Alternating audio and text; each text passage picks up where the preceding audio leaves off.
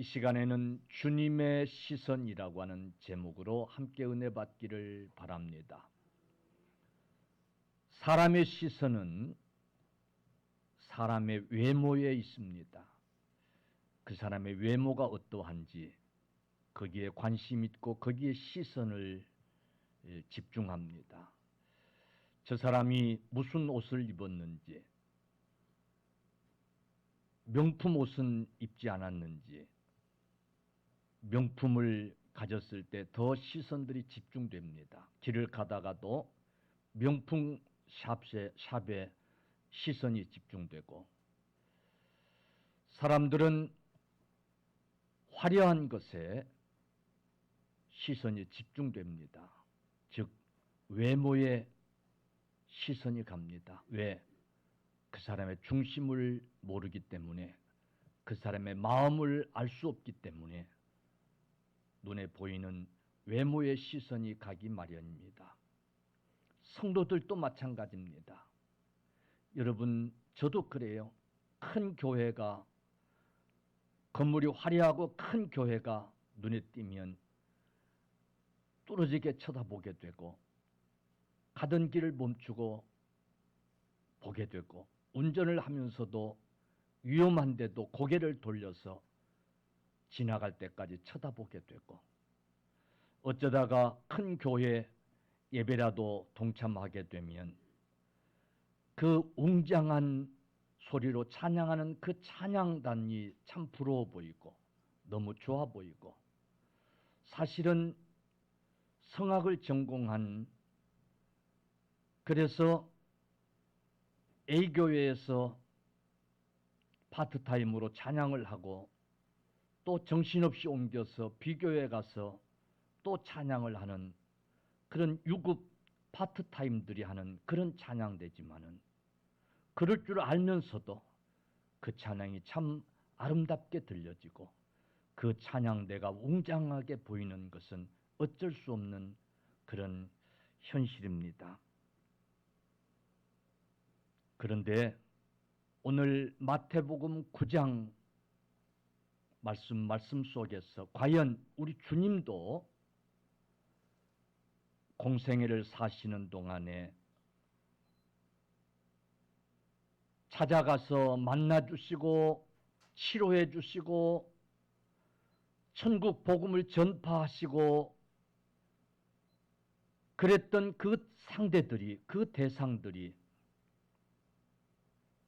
과연 어떤 대상이었고 어떤 사람들이었을까? 과연 우리 주님의 시선은 어떤 사람들에게 모아졌을까? 오늘 본문도 보면 모든 도시와 마을에 두루 다니면서 천국 복음을 전파하실새 모든 병과 모든 약한 것을 고치셨다라고 말씀하고 있어요. 그러니까 병 들은 사람들, 그래서 약한 사람들, 사회적으로 소외당한 사람들, 이런 사람들을 대상으로 이런 사람들을 만나주고 이런 사람들에게 복음을 전하시고, 결국은 우리 주님의 시선은 목자 없는 양같이 고생하며 기진맥진한 무리에게로 향했던 것을 우리는 볼 수 있어요.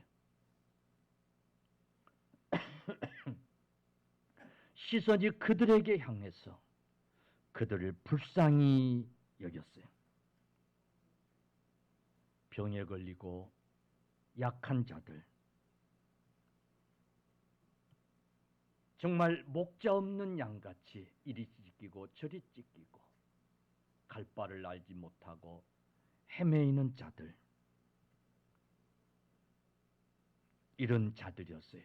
한번 성경을 보십시오. 9장 1절에 보면 예수님의 공생의 첫 시작인데, 침상에 누운 중풍병자를 사람들이 메고 온 것을 보고 그를 고쳐주셨다고 그랬어요. 27절에 보면 두 시각장애인이 예수님을 따라오면서 우리를 불쌍히 여기소서, 우리를 불쌍히 여겨달라고 애원하는 그들의 눈을 만지시고 그 소경의 눈을 만지시면서 너희 믿음대로 되라고, 너희 믿음대로 되라고 하시니 그 눈이 밝아졌다고 그랬어요. 여러분 32절 이하에 보면 말 못하는 사람, 이 사람을 데리고 오니까 주님이 그를 향해서 귀신을 쫓아내 주셔요. 그랬더니 그가 말을 하게 되더라고 성경은 기록해 놓고 있어요. 그리고 오늘 본문의 모든 병자들, 그리고 약한 자들을 고치셨다고 그랬어요.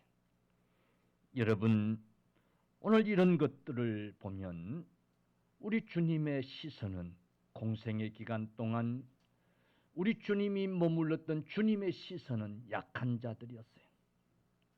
병든 자들이었어요. 결코 그들을 외면하지 않고 주님의 시선은 그들에게 향했어요. 근데 여러분 생각해 보세요. 이 병든 자들,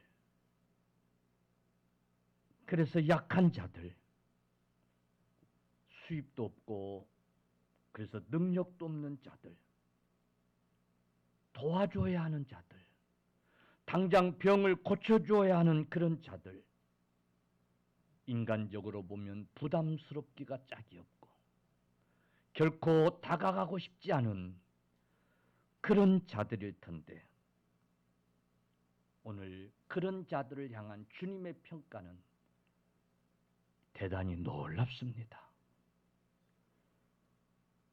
주님은 그들을 향해서 그들을 보면서 제자들에게 추수할 것이라고 말씀해요. 마태복음 9장 37절 이에 제자들에게 이르시되 추수할 것은 많되 일꾼이 적으니 그런 자들을 만나시면서 그런 자들을 찾아가서 그런 자들을 대하시면서 그런 자들에게 복음을 전파하시면서 추수할 것은 많은데 일꾼이 적으니 주인에게 추수할 일꾼을 보내달라고 하라고 주님이 그리 말씀하고 계세요. 여러분, 이 병든 자들, 도와줘야만 하는 이 자들, 이들의 병을 고쳐주지 않냐면 안 되는 이런 자들, 이런 자들을 주님은 품에 안으시면서 마치 탐스럽게 여문 곡식알처럼 거두어서 곡간에 들어야 될 추수의 열매처럼 여러분 무르익은 추수꾼에게 무르익은 열매같이 이들을 여기시고 장차 하나님 앞에서 받을 상급으로 여기시고 계신다는 사실이에요. 사랑하는 성도들이여, 참 부담스러울 만하고 가까이 가고 싶은 마음이 별로 없을 만도 하고 할 수 있으면 좀 외면하고 싶은 만도 할 텐데 그들을 추수할 것이라고. 할렐루야. 빨리 거두어 들여서 곡간에 들여야 할 귀한 알곡들이라고 주님이 지금 이래 말씀하고 있어요. 장차 추수꾼에게 여러분 상급과 같은 열매들이라고 주님은 지금 말씀하고 계시는 거예요. 그리고 주님은 저와 여러분들을 그 밭으로, 그 추수할 것이 있는 그 현장으로 우리를 부르고 계시는 줄로 믿으시기를 바랍니다. 빨리 추수해야 될 일꾼으로 저와 여러분을 부르고 계신다는 사실이에요. 그런데 문제는 일꾼이 지금 없어요. 일꾼이 없다는 거예요. 어찌면 일꾼이 없는 게 너무 당연한 거예요. 왜 그러냐면 사람들 눈에 결코 그들은 추수할 것으로 보일 리가 없기 때문에. 그들을 결코 추수밭으로 여길 리가 없기 때문에 도리어 피하고 싶고 가까이 하고 싶지 않는 가시밭처럼 보일 터이기 때문에 누구도 추수해야 되겠다고, 그들을 추수해야 되겠다고 나서는 일꾼이 없는 건 너무나 당연한 거예요. 여러분, 그래서 우리 신앙생활이 소중한 줄로 믿으시기를 바랍니다. 그래서 여러분, 우리의 시선이 바뀌어지고 우리의 생각이 바꾸어지고 우리의 목적이 바꾸어지고 여러분 변화되어야 될 줄로 믿으시기를 바랍니다. 부담스럽게 여겨졌던 대상들, 여러분 결코 관심 가지 않고 피하고 싶은 가시밭 같은 그런 밭으로 여겨졌던 그곳이 추수밭이 된다라고 하는 사실을 깨닫는 귀한 시간 되시기를 간절히 축원합니다. 어찌면 우리가 무심코 지나쳤던 그 밭, 그 사람들이 알곡 같은, 빨리 추수해야 되는 알곡 같은 알맹이들이고 그 밭이 추수해야 할 밭이었는지도 모른다는 사실을 여러분 꼭 기억하십시오. 우리의 관심이 세상 사람들과 별 다르지 않았기 때문에 오늘 우리의 관심사가, 우리의 시선이 예수님 당시에 유대주의자들이나 종교주의자들이나 당시에 이 종교인들, 그들의 시선과 다를 바 없었기 때문에 우리도 놓치고 살았는지 몰라요. 여러분, 농사 짓는 일은 추수 때가 얼마나 중요한지 몰라요. 농사꾼은 이 추수 시기를 놓쳐버리면 한 해 농사가 그냥 망치고 마는 거예요. 여러분, 농사만 망칩니까? 한 해를 살아야 되는데, 다음 또 농사 지어서 추수할 때까지 살아야 되는데 뭘 먹고 살 것이에요. 그러므로 농사꾼에게 이 추수 시기는 얼마나 중요한지 몰라요. 여러분, 농사꾼에게 추수해야 할 시기에 중요하지 않은, 그냥 내팽개쳐도 되는 그런 곡식은 하나도 없을 거예요. 다 땀 흘려서 농사 지은 것들이에요. 다 추수해야 되는 것들이에요. 그런데 일꾼이 없어서 추수하지 못한다고 생각해 보세요. 얼마나 일꾼이 기다려지고 얼마나 일하겠다고 찾아올 때에 기쁘시겠어요. 지금 우리네 농촌 실정이 이렇습니다. 밭을 가지고 논을 가진 사람들이 농사를 지을 수가 없는 거예요. 일꾼이 없어서. 어찌해서 씨를 뿌리고 지어놓지만은 일제히 추수를 해야 되는 추수 때가 되면 일꾼 경쟁이 더 심한 거예요. 일꾼들이 없으니까 일꾼 사기가 보통 어려운 게 아니에요. 그래서 일꾼들의 품값은 자꾸 올라가는 거예요. 그래도 구하기가 힘든 거예요. 그래서 우리 농촌도 보면 외국인들이 와서, 외국 근로자들이 와서 다 농사를 짓고 있어요. 얼마 전에 뉴스를 보니까 그런 일 때문에 이웃 간에 살인사건이 벌어지고 하는 그런 걸 내가 뉴스에서 봤어요. 농사철에 일해야 될 일꾼 때문에 가까운 이웃끼리 살인사건이 벌어지는 그런 현실이 오늘 농촌의 현실이에요. 그만큼 추수 때에 그만큼 농사꾼들에게 이 일은 중요한 거예요. 그런데 일꾼이 없어요.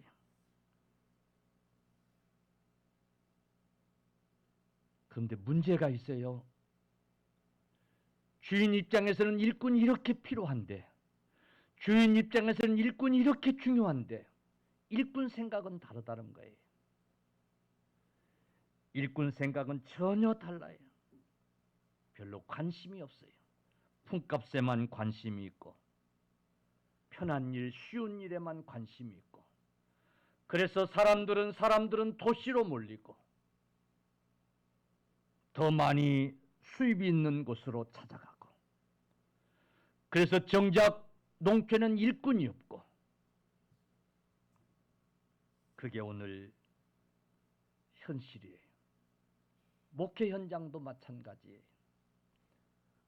큰 대교회가 전도사님을 구한다고 하는 광고를 내면 이력서들이 수십 통, 수백 통씩 접수가 돼요. 그런데 작은 교회들이 전도사님을 구한다고 하는 광고를 내도 몇 년째 전화 한 통, 이력서 한 통이 없는 거예요. 부목사님도 마찬가지예요. 부목사를 구한다고 하는 광고를 내도 작은 교회는 이력서들을 내질 않는 거예요. 왜 그래요? 좋은 대학 나오고 실컷 공부하고, 그래서 큰 교회 가서 사역하는 것, 그것이 성공이라고 생각하기 때문에, 그것이 성공이라고 생각하기 때문에, 반대로 좋은 대학을 나와서 실컷 공부해놓고 작은 교회에 가서 그것도 별 볼일 없어 보이는 그런 소외당한 그런 사람들이 모이는 그 작은 교회에 가서 사역을 하고 한다는 것이 부끄럽게 여겨지기 때문에, 그래서 작은 교회들은 올욕을 하질 않는 거예요.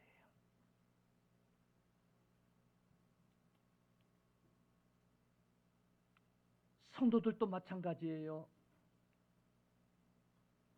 큰 교회 신앙생활하는 것을 얼마나 자랑하는지 몰라요.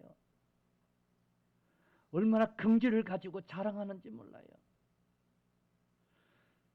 그 교회 장로라고 하는 것을 대단한 일로 여기고 자랑을 하고, 그 교회 성가대원이라고 하는 것을 아주 자랑스럽게 여기고 자랑을 하고 그래요. 그러나 작은 교회 신앙생활하는 것을 부끄럽게 여기는,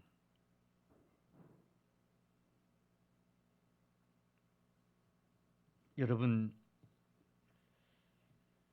작은 교회를 섬기며 작은 교회를 세워가는 일, 그게 정말 그렇게 부끄러운 일일까요?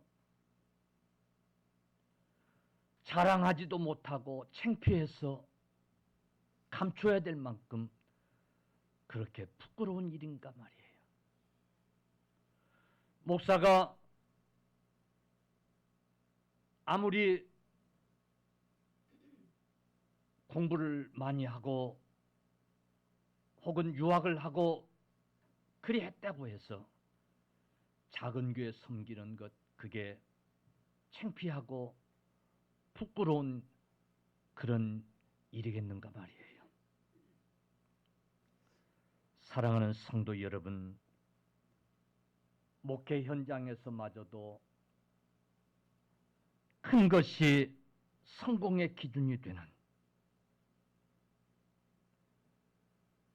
큰 교회 섬기는 것이 자랑거리가 되는,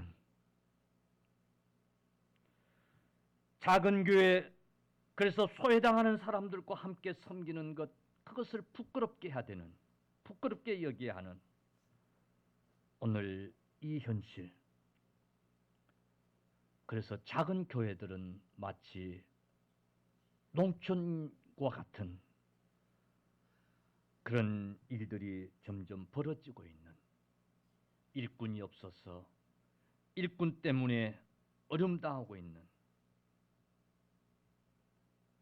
오늘 우리 현실 앞에서 과연 주님도, 주님의 시선도 우리와 같을까? 정말 신앙 안에서마저도 화려한 것, 큰 것, 그것이 그렇게 중요할까? 그래야 성공했다고 말할 수 있을까? 주님의 시선으로 봐도 그게 과연 성공일까? 주님의 시선으로 봐도 작은 교회에서 묵묵히 작은 교회를 섬겨나가는 것, 그것이 그렇게 부끄러운 일일까? 우리 한번 성경을 살피면서 깊이 시간 깨닫는 귀한 시간 되기를 바랍니다. 그래서 성경 몇 군데를 좀 보려고 그래요. 계시록 22장 12절 우리 한번 같이 읽읍시다. 시작. 보라, 내가 속히 오리니 내가 줄 상이 내게 있어 각 사람에게 그가 행한 대로 갚아주리라. 아멘. 주님이 속히 오셔서 우리에게 줄 상이 있다는 거예요. 그런데 각 사람에게 그가 행한 대로 갚아준다는 거예요. 할렐루야. 이걸 믿으시기를 바랍니다. 믿음이 있는 자는 하나님이 살아계신다는 사실과, 그리고 자기를 찾는 자들에게 상 주시는 이심을 믿어야 할 것이라 그랬어요. 할렐루야. 여러분, 각 사람이 각각 행한 대로 갚아줄 상이 있어 주님이 속히 오시겠다고 말씀하고 계시는 줄로 믿으시기 바랍니다. 참 우리도 과거 몇 년 전만 한국 전쟁이 있은 지가 70년 조금 넘었으니까 뭐 한 40년, 한 30년 전만 해도요, 부모들이 자식들에게 줄 선물을 장에 가면 사는 거예요. 다른 데 어디 살 데가 없으니까. 그러면 그걸 빨리 와서 자식들에게 주고 싶어 가지고 마음이 자식들에게 있어요. 여러분, 그런 경험들이 있어요, 없어요? 주님이 우리에게 줄 상이 있어서 각 사람이 행한 대로 각 사람이 행하는 것을 낱낱이 보셨다가 우리에게 줄 상이 있어서 우리에게 속히 오시려고 한다는 사실이에요. 할렐루야. 또 성경 한번 보세요. 마태복음 25장 45절 같이 읽읍시다. 시작. 이에 임금이 대답하여 이르시되 내가 진실로 너희에게 이르노니 이 지극히 작은 자 하나에게 하지 아니한 것이 곧 내게 하지 아니한 것이라 하시니라. 아멘. 이 지극히 작은 자 하나에게 하지 아니한 것이 곧 내게 하지 아니한 것이다. 임금에게 하지 아니한 것이다. 그러니까 여기 지극히 작은 자에게 하라는 거예요? 하지 말라는 거예요? 하라는 거예요. 이 지극히 작은 자에게 하지 아니한 것이 곧 주님에게 하지 아니한 것이라는 거예요. 여러분, 또 성경 한번 보십시다. 마태복음 10장 42절 시작.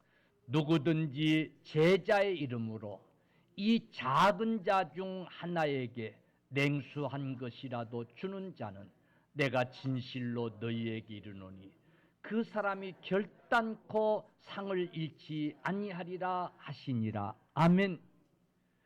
여기도 작은 자에게 냉수한 그릇 대접한 것도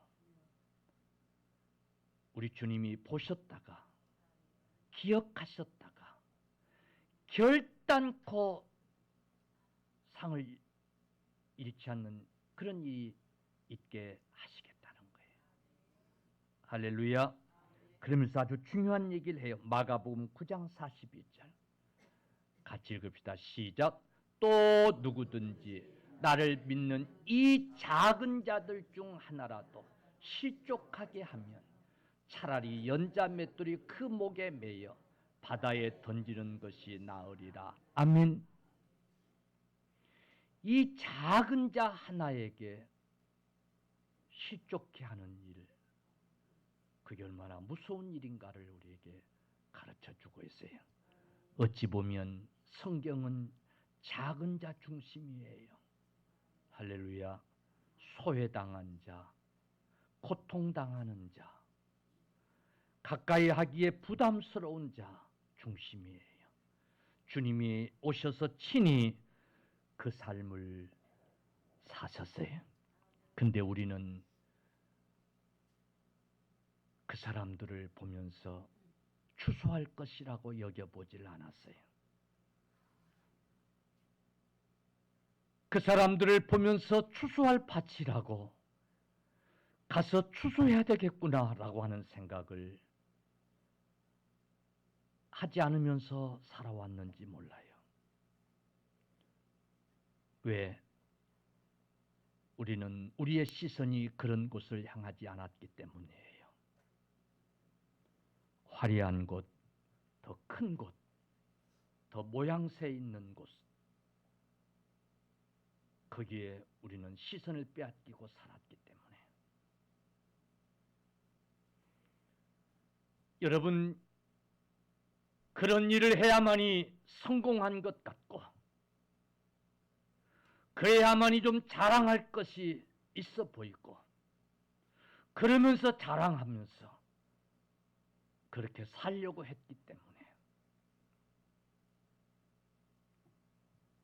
작다고 생각하는 일, 별로 자랑거리가 없는 일로 취급하면서 그래서 부끄럽게 여겼기 때문에 우리의 시선은 그런 곳에 가 있지 않았는지도 몰라요.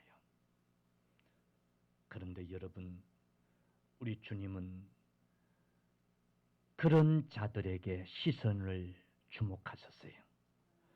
주님의 시선은 그런 자에게 향하셨다는 사실을 꼭 기억하십시오. 어찌 보면 공생의 3년 반 동안 우리 주님의 사역도 그렇게 인간적으로 보면 크게 성공했다라고 볼 수 없는 그런 사역이었어요. 제자라고 해봐야 고작 12명이었어요. 근데 그 12명 중에도 하나는 스승을 팔아먹는 세상에 그런 못된 제자를 두기까지 했어요. 아니, 나머지 11명이라도 좀 신통했냐면 그렇지 않았어요. 수석 제자라고 한 베드로마저도 주님을 모른다고, 맹세코 모른다고 저주하면서 도망치고 말았어요. 뿔뿔이 다 흩어지고 고기나 잡겠다고 옛생활로 돌아가고 말았어요. 그리고 예수님은 십자가에서 죽으심을 당하셨어요. 여러분, 예수님의 생애를 봐도 그렇게 크게 성공해 보인 것 같지는, 정말 주님이 십자가에서 죽으심이 없었더라면, 그리고 살아나심이 없었더라면 결코 그렇게 화려한 그런 사역이 아니었음을 볼 수 있었어요. 근데 여러분, 하나님 보좌 우편에 여러분 앉으신 줄로 믿으시기를 주의 이름으로 축원합니다. 우리 눈에 그동안 주목했던 것이 전부가 아니에요. 우리가 머물었던 그 시선이 주님의 시선이 결코 아니었다는 사실을 깨닫는 귀한 시간 되기를 바랍니다. 반지의 제왕이라고 하는 유명한 작품을 썼던 저자 톨킨이 그가 아주 단편 소설 하나를 썼는데 그 제목이 뭐냐면 니글의 이파리예요. 니글의 이파리라고 하는 그런 단편 소설을 그가 썼는데요. 이 책의 주인공인 이 소설의 주인공은 니글은 어느 날 큰 꿈을 꿔요. 무슨 꿈이냐면 큰 소나무를 큰 나무를 하나 그리겠다라고 하는 그런 꿈이었어요. 아주 멋진 나무. 머릿속에는 이미 이미지가 만들어져 있었어요. 그리고 그 큰 나무, 그 나무를 그리기 위해서 준비도 다 마쳤어요. 큰 캔버스를 구입을 했는데 얼마나 컸던지 사다리를 타고 올라가서 작업을 해야 그림을 그려야 할 만큼 큰 캔버스도 준비하고 그리고 그림을 그리기를 시작했어요. 사다리를 타고 올라가서 그 큰 캔버스 한가운데 이파리 하나를 시작으로 그림을 그리는 거예요. 근데 영 진도가 나가질 않는 거예요. 이 니글은 머릿속에 그려진 그 웅장한 그런 그 한 폭의 나무 그림을 그리기 위해서 작은 이파리 하나를 그리기 시작하는데 영 진도가 안 나가요. 왜 그러냐면 그 작은 이파리 하나에 너무 세심하게 너무 시간을 투자하면서 골똘하게 그렸던 거예요. 그래서 그 이파리에 맺혀진 이슬방울까지 그리면서 시간을 보낸 거예요. 또 하나는 마음이 따뜻한 이 니글의 성품 때문에 그림에 몰두할 수가 없는 거예요. 동네 사람들이 툭하면 니글을 찾아오는 거예요. 이래서 좀 도와달라, 저래서 좀 도와달라. 일을 할 수가 없는 거예요. 그런데 거절을 하지 못하는 거예요. 가서 도와주고 오면 또 작업이 미루어지고 그러면서 진척이 안 되는 거예요. 그런데 어느 날 비가 부슬부슬 내리는 밤에 동네 사람이 찾아왔어요. 와서는 다급하게 지금 우리 마누라가 죽어가고 있는데 당신이 가서 의사를 좀 불러와 달라고 하는 그런 요청을 하는 거예요. 너무 황당한 요청이었어요. 밤중에 무리하기가 짝이 없는 요청이었어요. 그런데도 이 니글의 성품상 거절을 못한 거예요. 밤에 비를 맞으면서 의사에게 가서 부탁을 하면서 의사도 순수하게 오겠어요. 그러니 사정사정을 해가면서 의사를 데리고 오는 거예요. 그런데 오며 가며 비를 맞다 보니 그만 독감에 걸리고 만 거예요. 독감에 걸린 이 니글이 그 그림을 그래도 완성해 보려고 붓을 들고 열심히 한다고 했는데 그런데 그 큰 캠퍼스에 나무 이파리 하나를 그려놓고는 그냥 죽고 말아요.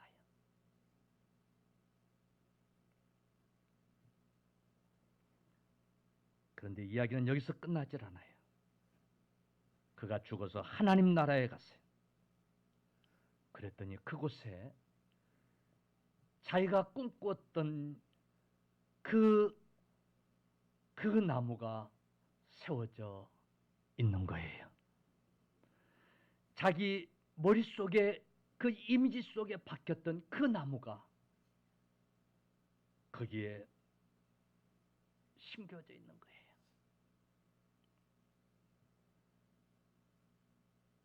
주인공은 이름의 뜻대로 이 니글이라고 하는 이 영어 이름의 뜻이 뭐냐면 깨작거리다, 비능률적으로 일하다, 쓸데없이 시시콜콜한 일에 시간을 낭비하다, 이런 뜻이 있는 그런 이름이에요. 그러니까 자기 이름대로 마치 누가 볼 때는 그 큰 캠퍼스에 그 나무 이파리 하나 덜렁거려 놓고 죽었으니 깨작거리고 아주 비능률적이고, 그러면서 동네 일은 다 참여하고 거절 못하고 시시콜콜한 일에 시간을 낭비하고 그러다가 죽었어요. 그런데 하나님 앞에서는 결코 그렇지 않았어요. 우리 주님의 시선은 그런 니글을 향해서 주목하고 있었어요. 그 니글의 그 모든 일들은 하늘나라에서 큰 나무로 증명이 됐어요. 아무것도 아니었던 것이 결코 아니라고. 그저 깨짓거리고 비능률적으로 살아온 것이 결코 아니라고. 쓸데없는 일이나 하면서 시간을 허비했던 것이 결코 아니라는 것이, 그것이 입증되었던 거예요. 여러분, 니글의 삶, 어찌 보면 정말 비능률적이고 쓸데없는 것처럼 보일지도 몰라요. 특히 교회 일은 더 그래요. 주변 사람들의 시선 때문에, 이런저런 요구 때문에 자기가 해야 될 일을 다 뒤로 하고 거기에 시간을 뺏기고 거기에 많은 것들을 투자하게 되고, 그러면서도 좋은 소리 듣지 못하고 가시돋친 말들을 들어야 하고, 그래서 기쁨과 즐거움으로 하기보다는 때로는 괴로워하면서도 그 일을 해야 했던 그런 일들. 근데 여러분, 주님의 시선은 우리의 그런 헌신을 결코 놓치지 아니하시고 주목하시고 기억하신다는 사실을 기억하시기를 간절히 축원합니다. 니글의 삶이 결단코 부끄러운 삶이 아니었다는 사실을 하늘나라에서 입증된 것처럼, 여러분, 우리가 주님 앞에서 좀 화려하지 못하면 어때요? 봐주고 박수를 쳐주고 칭찬해주는 사람이 적으면 어때요? 여러분, 열매도 안 보이고 상급도 안 보이고, 그래서 때로는 힘들고 어렵게 했던 그런 일들이지만은 반드시 하나님 앞에 가서 아름다운 상급이 되어질 줄로 믿으시기를 주님의 이름으로 간절히 축원합니다. 사랑하는 성도들이여, 주님의 시선은 우리의 시선과는 달랐다는 사실을 여러분 꼭 기억하십시오. 세상 사람들이 바라보는 시선이 결코 전부가 아니라는 사실을 꼭 기억하십시오. 우리가 하나님 앞에서